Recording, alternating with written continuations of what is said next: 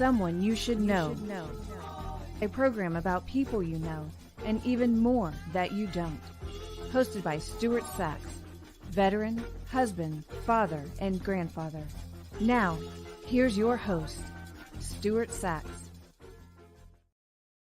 Well, welcome to another Wednesday morning, 10 o'clock. It is time for Someone You Should Know. Glad to have you with us again, as I always am. I appreciate all the comments that come in between the shows and people saying all the nice things that they say. Please, if you like the show, click on the little like button or something. Let us know. And if you have ideas for the show, just send me an email and we'll try and get the people that you recommend on this show. We are brought to you today by the DFW Networking Diva, and that is Christine Dean. Oh, she is an absolute hero in my mind. She is an expert at marketing. She will go into your website and check it out and let you know what's good about it, what might need to be tweaked to make it even better. Christine Dean, she is the DFW networkingdiva.com. Reach out to her. She'll give you a free consultation too. Well, folks, I want to introduce you today to my guest. I guess I should do it the proper way. So let me put on my best radio voice and say, ladies and gentlemen, for your interesting enjoyment and whatever, the voice of the ages, Matt McCann. Oh, I guess that's my cue to say it's great to be here. And hang on here. Did I say that correctly? Yes, it's great to be here. Yes. You are a wonderful host, and this is a great show. Did I say that correctly? Yes. Or as George Burns used to say, it's great to be anywhere. Well, getting to the age where that is actually very true. It fits. And I got to say, how many of your guests actually have played your theme song on the radio when it was a hit? Yes, and every time I hear it on the radio when I'm in the car, I'm all I'm thinking of is the microphone going to go on in a moment? There you go. Do you find yourself having had a background in radio? Do you find yourself when you're in the car listening to songs that you used to play on the radio? Do you find yourself singing along either the harmonies or the lyrics? All of the above, including getting into my, if it's just an intro to a song and no one's talking, I'll deja vu back in the day, 722, 43 degrees, today's high 70, blah, blah. Here's Michael Jackson on DHF. And a lot of old.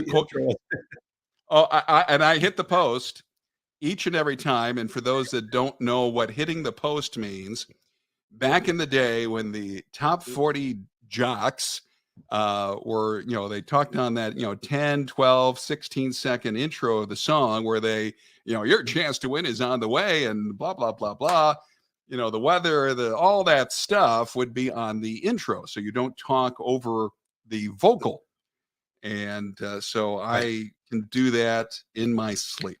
Not that really is a desirable talent at the moment, but I can do that. And I remember when we started putting music on carts, and we would always put the name of the song and it would have the length of the song and also the length of the intro. So That's right. That you would be sitting in front of your clock and you could say, knowing that you had like 12 seconds to say whatever you wanted before the first word of lyrics was to come on. I had the clocks, but instinctively, unless it was a brand new song that you're not familiar with, you just knew. Right. A lot of old radio inside here on the show this morning. But that was when I didn't work for a living. Now I work for a living. That was just fun. And I used to say I did radio for half my life. Unfortunately, that was from 1973 when I was a freshman in high school to about 1998-ish. So obviously half my life is no longer in radio, but in my head it is. So However, Matt, like me, I studied radio. I spent a little bit of time in it. I got sidetracked in the retail business for 40 years, and then I retired. And lo and behold, I got back. So, you say half your life now, and maybe you're working on a deficit, but the time is going to come when all of a sudden you're going to say, "Now what do I do with the rest of my life?" as I'm living in that assisted living facility, I can, Right. there you Yes. go. Absolutely. Yes. Welcome to WAGE. That's right. Or as Harry Chapin used to sing, WOLD. Remember that WOLD. song? Right. I am the morning DJ Yes. on WOLD. WOLD. D. There you go. Absolutely. It's Well, obviously, folks, we're going to be talking a little bit about maybe what Matt is doing today. But since we started off in radio, it's very, very interesting that Matt started out studying broadcasting not too far away from where I studied broadcasting. You were at Southern Illinois University, Yes. and I studied broadcasting at Indiana University in Bloomington, Indiana. We both were on the student network. You were on WCIL, which, if you play with the letters, it's W Carbondale, Illinois. Yes. And what was interesting was you also later in your career you were on W what was it, CID, which what it was in, was it the call letters of the station in Idaho, WCID? Well, I was in Des Moines, Champaign, San Antonio. So you're talking about KDIL, which was a country station called the Armadillo. So we played all that, all the country hits back in the early 1990s. Yeah. But didn't you start WCID in Idaho? No, I was never in Idaho. I mean, I've been to Idaho, but I've never been on the radio in Idaho. I eat Idaho potatoes. Yes. Well, and I've never been to Spain, but I kind of like the music. All right. See, I can throw out all kinds of zingers and you'll know exactly where I'm at. And if you like this stuff, hit that like button because you'll get more of it. Yeah. By the way, are you aware there is a new Facebook page out? Let me see if I can just go into my information here. There's a Facebook page called "I Was a DJ When DJs Jocked Discs." Oh my goodness! Yeah, there's a lot of old Facebook pages on all sorts of old radio stuff. Yep. Yeah, and it is so much fun to go see. And some of the guys our age and well, my age, you're much younger than me, but that go back and remember the days when you used to have to throw switches and turn pots to yeah, and of course you had to cue the record. The vinyl record, you had to cue the record before everything went to cart, and then eventually went to hard disk in the computer age. Yeah. And you'd cue up the record, and then you would start the turntable, and you'd have your thumb on the edge of the record, so that when you were ready to run it, you would just release your thumb and it would start. Or every once in a while it would go, it'd scratch across the record. Yeah, you'd have to be careful with that. Absolutely. Yep. Back in the days when music was on disc. Yes. Nonetheless, it's all now on a hard drive, and you're lucky if there's a human being in the radio studio because it's just a computer.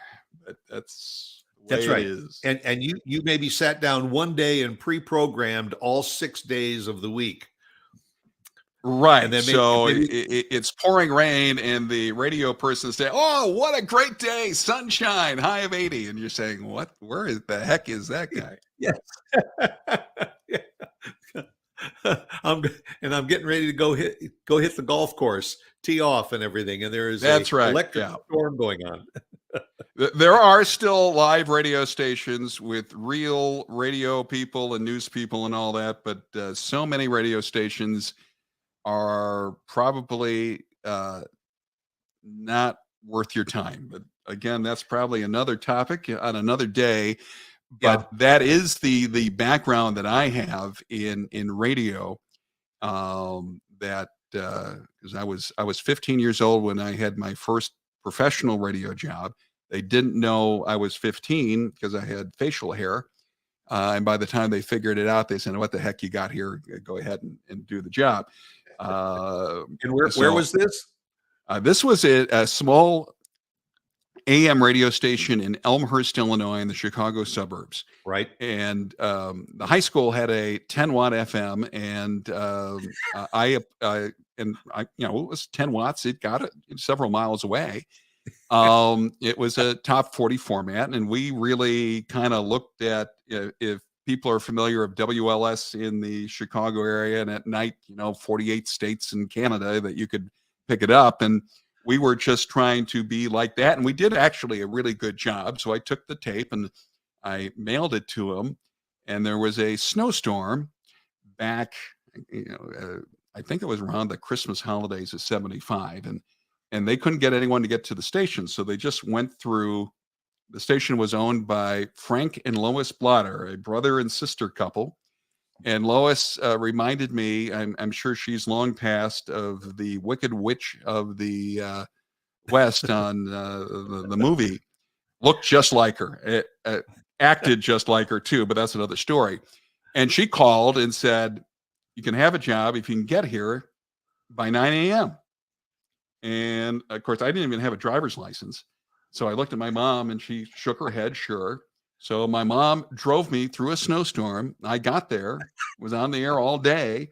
And then I did weekends at 1530 WKDC in Elmhurst, Illinois, throughout high school while doing the high school station as well. And went to SIU, got a job at CIL, which was the commercial station in Carbondale, because I didn't have to work at the student station because, I had all this experience. Right. And they hired me and went from there to Champaign and Des Moines, San Antonio, and Chicago. And then after my mom got sick at age 59, decided to change course. And here we are. Now I'm on your podcast, the pinnacle of my career. It's dreaming of those days in Elmhurst. That's right. Where we would sign. It was a daytime only station. So at sunrise, I would hit the national anthem and off we went. Yeah. And you said a 10-watt station. So that meant that you could reach anybody that was in the gymnasium. Well, and then it got out a few miles, actually. It did. Maybe 5 miles. Because there's if for those that know Chicago and Illinois, it is flatland. There are no hills other than the corn stalks. Right. So in 1974, 75, 76, there wasn't a lot of other radio stations on the FM band at that time. So it got out pretty well, actually. And you really just wanted to be able to reach all the burger joints that were in that 5-mile radius anyway. There you go. So what was the most interesting station that you worked at? Very good question. They were all kind of different. At most of the stations, there was also the program director. So that was a lot of fun. And when I graduated from SIU, I stayed on in Carbondale. The FM was top 40, which I was the night jock. The AM was a middle of the road, full service AM, and I was the program director of that. So I literally worked from 8 a.m. to 10 p.m. every day for $3.20 an hour. And then in 85, I was hired by a radio station in Champaign, Illinois to clean it up. Champaign, Illinois, Champaign-Urbana, home of University of Illinois. We put on a brand new, fixed up a top 40 radio station and massively number one. I went to Des Moines at Q102 in Des Moines, worked there, and then went to San Antonio where I did country and smooth jazz. At that time, they owned 3 stations. I was in charge of 2 of them. And that's in 96, came to Chicago to work for ABC with a brand new country station on what was WLS-FM. And for about a week, we were still WLS-FM until they changed the call letters officially. And when Disney bought ABC, it was around the time my mom was getting sick. She ended up in a nursing home. And so I thought I was looking for a new job in radio because they changed format, blew everyone out with ABC. And all my job offers were outside Chicago. So I was looking for a job to get me until I could get a radio job. And I saw an ad about long-term care insurance. And I go, I'm kind of living this thing. I'll do that temporarily. And that's why I said, I've been doing long-term care insurance and involved in the long-term care industry temporarily since 1998. Temporarily. Yeah, temporarily. That's what I say. You always got the broadcasting on the back burner. You never know. But you did spend some time with one of my heroes in radio, Larry Lujak. Oh yeah. And it was interesting because today we were talking earlier about the fact that radio today can be from Chicago, but you don't have to be in Chicago to be broadcasting. You could be from someplace else. Absolutely. Very, very often it is. As this show is produced here in Texas, goes all over, but the station was originally set up through Michigan. So, Larry Lujak in his phenomenal career in Chicago, and I remember him as Lawrence of Chicago. That was one of his nicknames, and Uncle Larry. Because I'm from the Chicago area myself, grew up, but he relocated to Santa Fe, New Mexico. Yes. But continued to do his show from the studios, supposedly, in Chicago. And who was sitting in the studio in Chicago? That was me. And that was you. That was me. So what happened was Larry retired. He went to Santa Fe. And I was working at an oldies station, working weekends.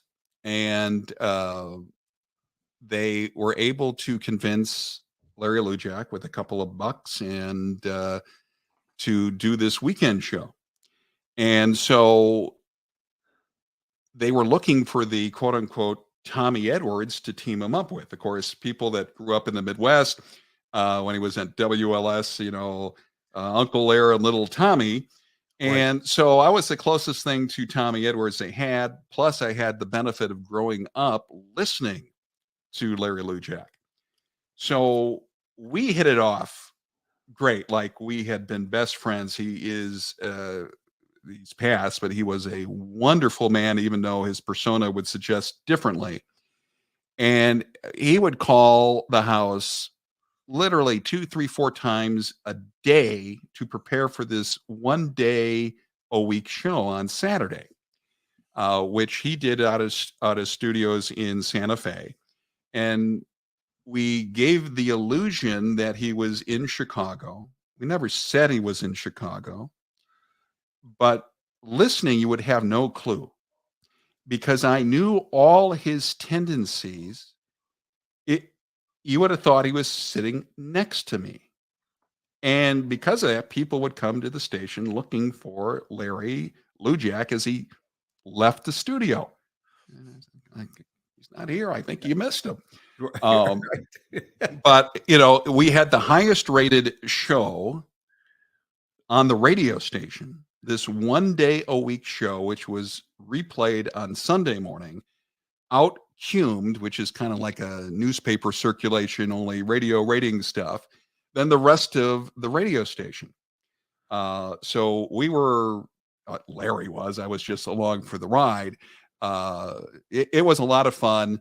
And of course, the station changed formats. And they gave him a big severance. They gave me 2 weeks notice. And although I will tell you, now that he's passed, Larry sent me a very nice check. He did not have to do that. And a lot of people who would say, oh, Larry Luchak would never do that. He did. Of course, he sent me a letter with that saying that, if I told anyone that, he would deny it, because he would never do such a thing. So, Yeah. So you waited until after he passed in order to sell the story. Absolutely. There you go. And he's not around to deny it, but he would deny it. That's right.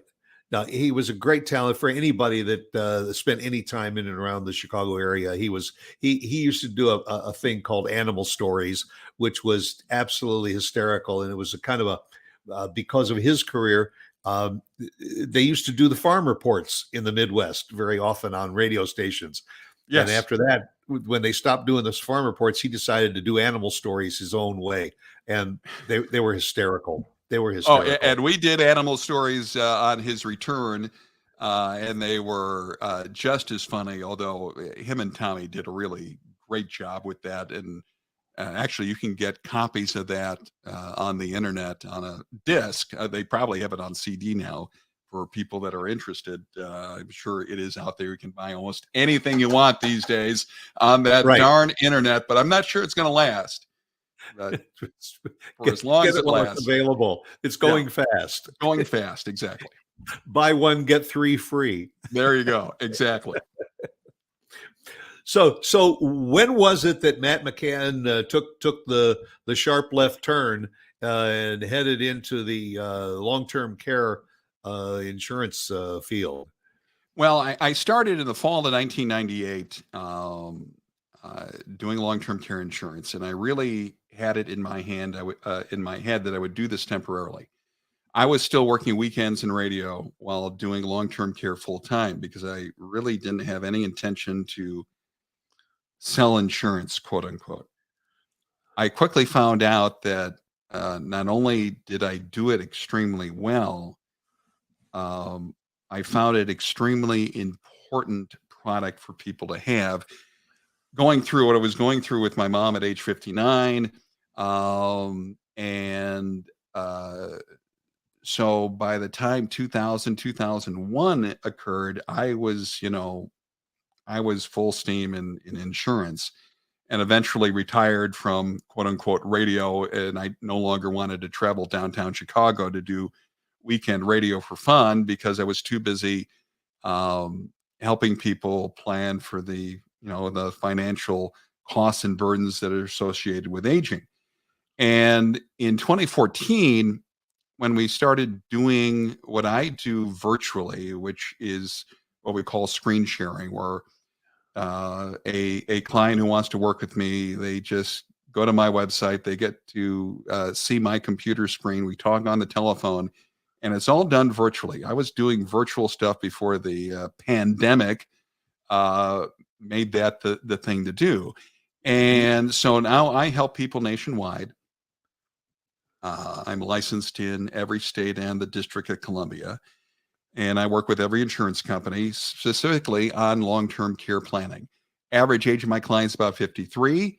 The good news is I am very busy. The bad news is I'm very busy. So every night, Monday through Thursday, I am meeting with clients. I work on Saturdays to meet with clients. I still meet with people during the day when they're available. So it keeps me extremely busy, and I help a lot of people plan and not only safeguard assets, but really take that stress and anxiety off the rest of the family. So, there's lots of questions that go along with what you just said. Number one is why long-term care insurance? What is the main reason people should consider it? And then my follow-up follow-up question is, you said average age is 53, and probably eyebrows went up saying, "Oh, why do I have to start thinking about long-term care insurance in my 50s? I'll just wait until I'm in my 70s and then worry about it." Is that a good or a bad plan? Yeah, that's a really bad plan because long-term care insurance is medically underwritten and priced based on your age and health. So while I do help people in their 70s, okay, a good percentage of them get declined or pay huge amounts of money, um, more than they should had they planned as part of retirement planning. You don't plan your retirement after you're retired. You don't plan for long-term health care when you need care. You can't get it if you have bad health, and you certainly can't get it if you are currently receiving care. So this has really become part of retirement planning. So if you think of it this way, and why long-term care insurance? Well, according to Uncle Sam, and Uncle Sam knows everything, just ask Uncle Sam, Right. about half of us will need long-term health care if we make it to age 65. The question is when and how long. And what most people are not aware of is health insurance, including Medicare and Medicare supplements, pay little or nothing toward most long-term healthcare expenses. So if you know anything about the cost of in-home care, adult daycare, assisted living, memory care, and of course, nursing homes, even someone who is very well-to-do can quickly drain a lot of assets. And that's not to mention the burden that is placed on a spouse or the adult children that also is a very important part of this equation. So, why long term care insurance? Because the likelihood of you needing care, because of longevity, because things that used to kill us no longer do, is a good chance you may need care. I mean, it's either going to happen or it's not, if you want to put it that simple. It's a yes or no. It's either going to happen or not. Right. And if it happens to you, how will the care be paid for? Are you concerned about the quality of your care? Are you concerned about staying at home as opposed to going to some junky nursing home?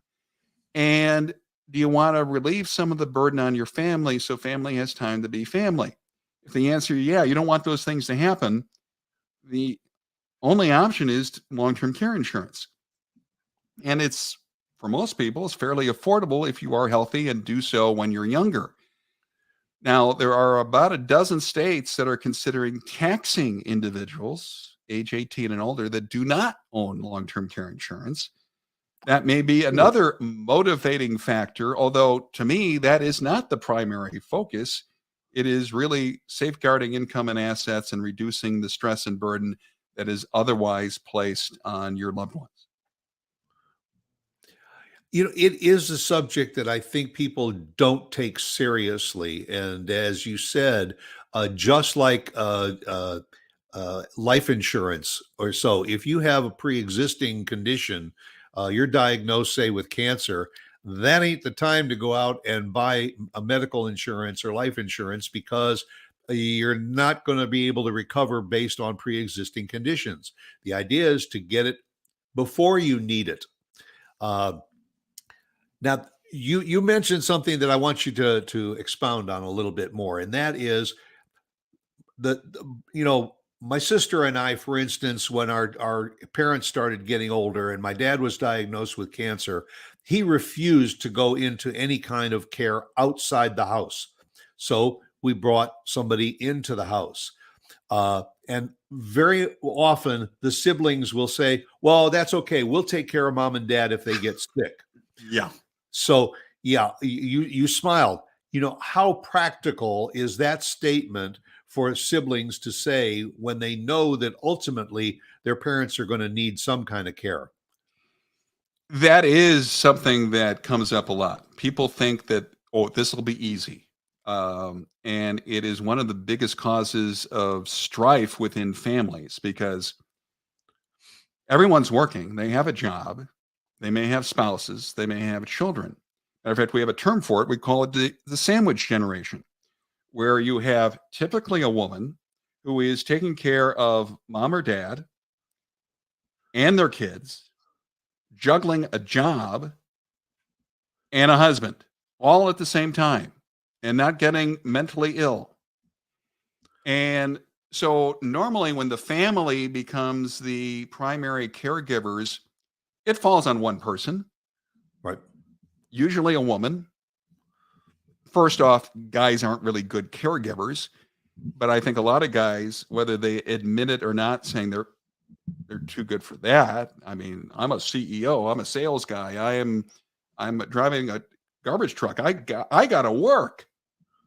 Right. Meanwhile, the wife might be a lawyer. You think she's not working? No matter what the job is, we all have responsibilities. Okay, we have to earn money unless we're independently wealthy. We have to earn money. We have to take care of family. And what do you know about caregiving? Quality care is a concern for most people. It's not easy to be a caregiver. It is physically and emotionally demanding. And Right. most untrained and most family caregivers are untrained and unprepared for the job. And they don't do a good job. The person, the care recipient, doesn't get the quality care that they need, and the family goes into turmoil. That's not really a good plan. Yet most people are in denial about it ever happening. So the first time it gets discussed is when an event occurs. You get diagnosed with dementia, you fall and break a hip, whatever the situation is. And at that time, it's often too late. Now, the follow up that I know people that are watching and listening are saying, "Oh yeah, but can you afford it?" Are there a variety of different pieces that go into a plan, a long-term care plan, that people can say, I may not need this, but I do need this and this and this? Well, first off, can you afford the cost of care? And the answer is, I don't know who, I don't care who you are. No. I mean, even if you can write the check, do you really want to write a check $4, $5, $6, $7, $8,000 a month today in today's dollars? Right. I always tell people to go to a website, ltcnews.com. It has a cost of care calculator. And by the way, that is your website that you oversee and started. Yes, I own the company. I don't run it. There are people that run it, but I own the company. So I'm the publisher, I guess you would say. Okay. But it's run and it's independent of my insurance business. Its main goal is to sell advertising. Okay, so when you go to LTC News, you see ads. Click on those ads. I'll make money. Okay, it's not really a device to sell insurance, but it's got tools and resources that help. So when you go to ltcnews.com, you click on resources, you'll get to the cost of care. You see that map, and no matter what state you pick in, it'll take you to that state's page, and it has every major DMA metro area, marketing area in the country. So if you pick Texas and you scroll down, and you'll see, and there's all kinds of information about long-term care in that state. But at the bottom of that page, and you see the ads on the right, go ahead and click on those, and I'll make 12 cents. But if you go all the way down, you're going to get to the cost of care calculator. And you can just keep scrolling down, and there it is. And then you can see, compare with your area. So if you click on that little arrow there, and then you can find all the DMAs in Texas, go ahead and click on that. And then you see Dallas. And then you see the cost of home care, adult daycare, assisted living, and nursing home. And that'll compare your metro area to the state median average and to the national average. Texas, for your Texas viewers, is actually a more affordable state than a lot of places. If we were looking at Massachusetts, for example, it would be substantially higher. If we went to Louisiana, it would be lower. So every location, even within a state, the cost of care is going to vary, and cost of care goes up with cost of labor. So you can even toggle the year in that upper left there that you see on the screen, and go 10 years, 15 years, 20 years, wherever you want, and see the expected cost of care, perhaps when you're 80. And it's a great planning tool because, well, first off, you'll get to realize how significant a financial problem long-term care is, because long-term care is a cash flow problem and it's a family problem. At the moment, we're talking about the cash flow problem. This is the cash flow problem. Okay, how are you going to pay for it? Health insurance is going to pay for it. Medicare is not going to pay for it other than 100 days of skilled care. Medicaid is the medical welfare program, and you have to have little or no income and assets to qualify for that.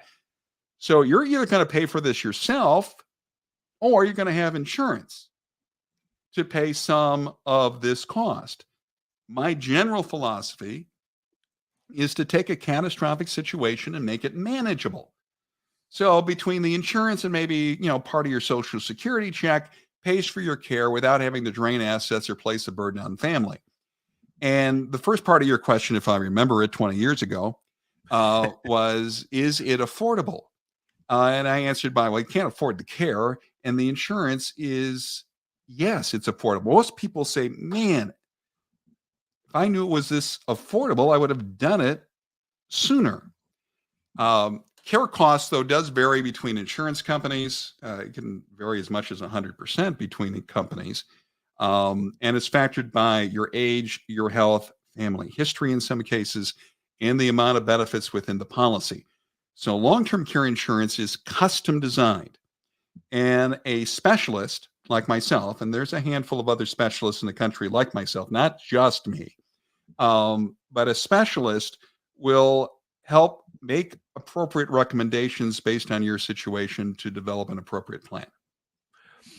Well, and what we said earlier, the siblings all get together and they say, mom and dad were really good at investing and they got a lot of money and it's, they got a great portfolio and they go into long-term care. They're going to be able to take care of it. And as you said, so tell me, Stuart, when are you going to need care? What month, what day of the month, and what year? Do you know? And that's the variable. A huge variable, because if you need care, let's take the 2008 crash. All right. Remember, we had a presidential election. Right. John McCain and Barack Obama were running. President Bush was the president. Okay. End of his second term. And we had the real estate meltdown. And people on paper lost their shirts. And I say on paper because a loss is not a loss until what happens? You sell it off. That's so right. If you're going to self-fund, you can't self-insure, but you can try to self-fund. If the timing's bad, you'll be selling off at a loss. Now, often the loss is still a taxable gain. So Uncle Sam, and depending on your state, the state has their hands out. We want our part of it. And the other thing, if you're 65 or older, part of your Medicare premium is based on your income. So as you sell off assets, you're increasing your income in that tax year and you're increasing your Medicare costs at the same time. And then the final part of that is, who is going to make the decisions as to which asset to liquidate, right? Find the care, make the arrangements, and do all that.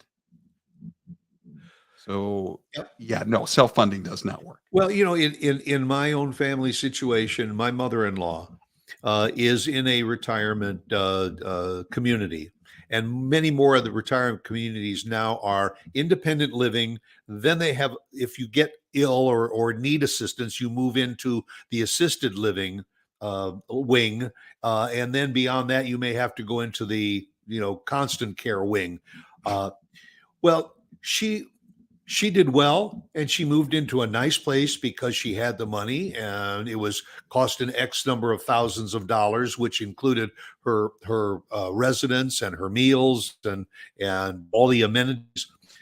She's going to be 102 years old this year, and the 80s and started in this. You'd think, well, okay, we'll take good care of her, and they'll just get direct payment from her bank account. Who knew back in her 80s that she was going to live beyond 100? And each month it's taking more and more out of all of that retirement.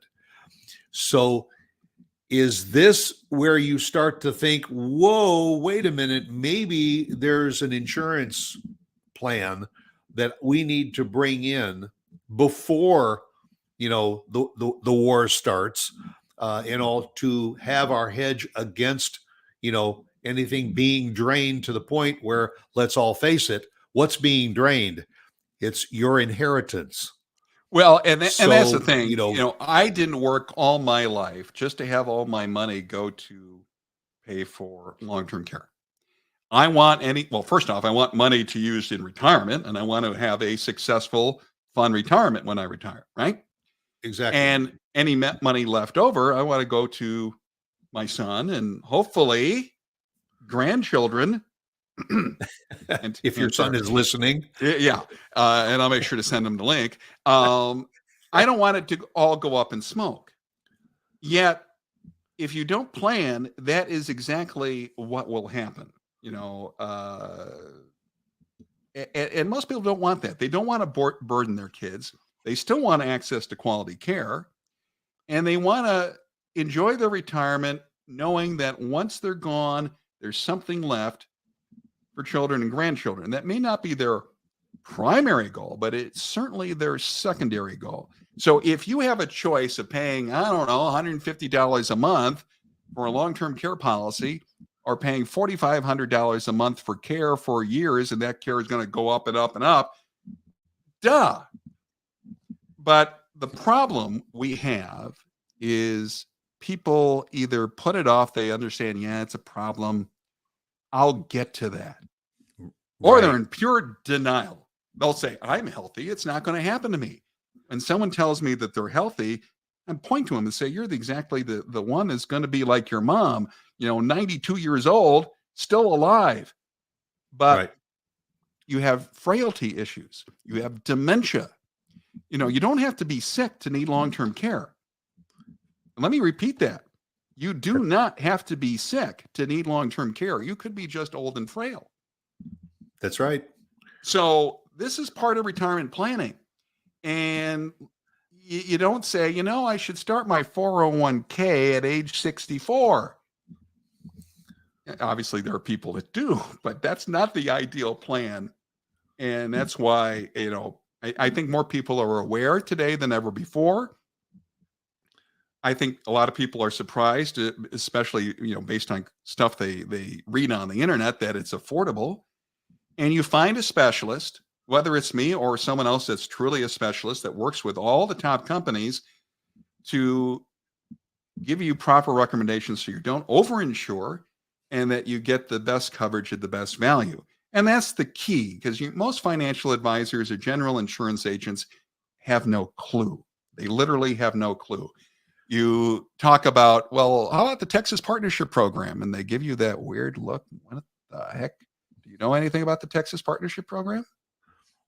Not a clue. Not a clue. But you're not a financial advisor. Okay. So that's okay for you not to know. But most financial advisors and insurance agents don't know anything about the partnership program. There are, almost every state has active programs which provide additional dollar for dollar asset protection. Additional dollar for dollar asset protection.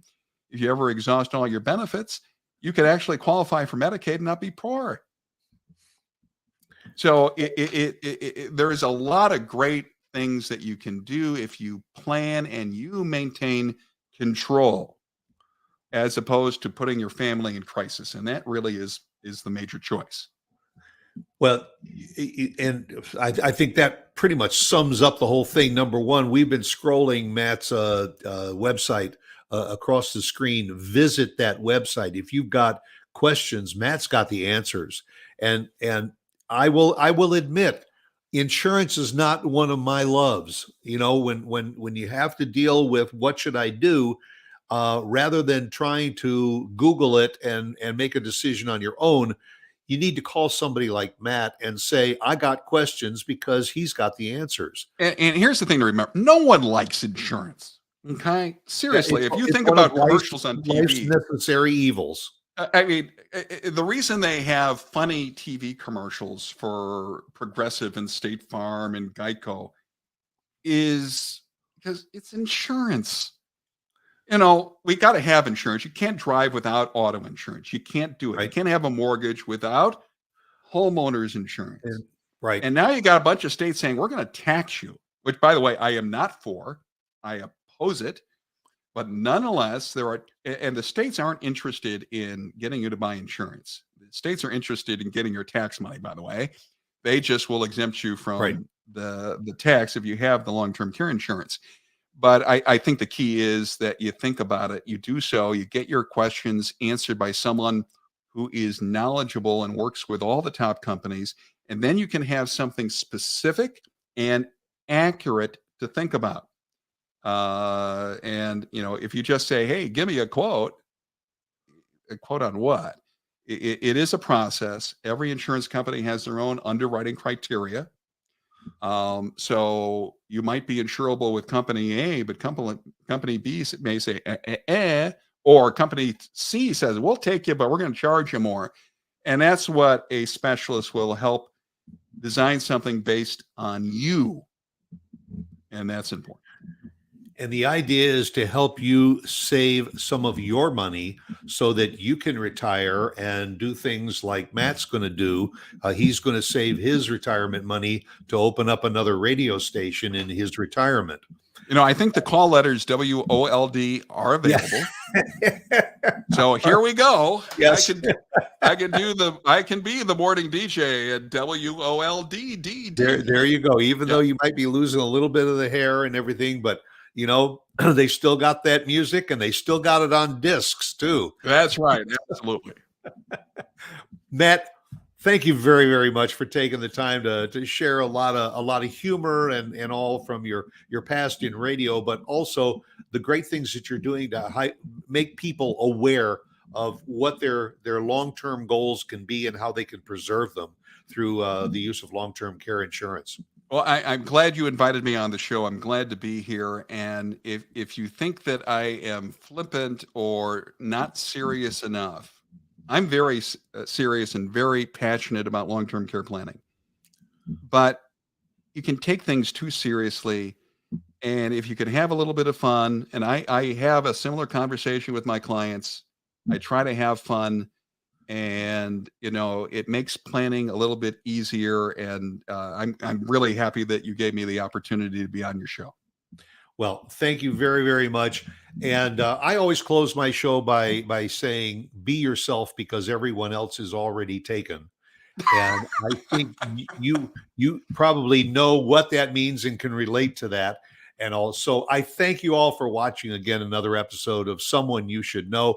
Make sure you're here again next week, 10 o'clock on Wednesday, and go out, make it a good day. And again, thank you to Someone You Should Know, Matt McCann.